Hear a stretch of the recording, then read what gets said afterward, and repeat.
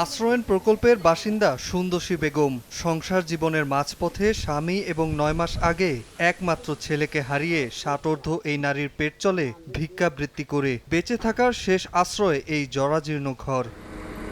শুধু সুন্দসী বেগম নয়, পাবনার হেমায়েতপুর আশ্রয়ণ প্রকল্পের প্রতিটি ঘরেই এমন উৎকণ্ঠা ও দুশ্চিন্তা নিয়ে বেঁচে থাকার এক নীরব লড়াই।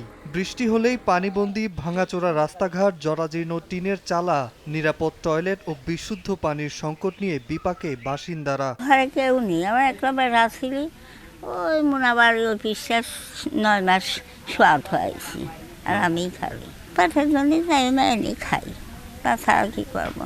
ঘরের অসুবিধা আছে, বাথরুম ভেঙে চুরে গেছে, কলে পানি ওঠে না। ও যে সব কষ্ট করে করে থাকে, যে জোড়া তালি দিয়ে পলিটিন দিয়ে কেউ কেউ চলে গেছে।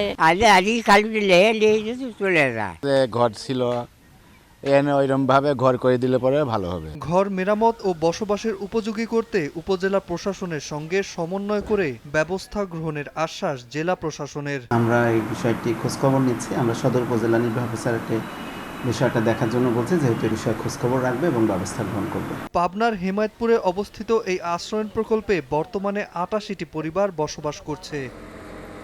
সময় সংবাদ, পাবনা।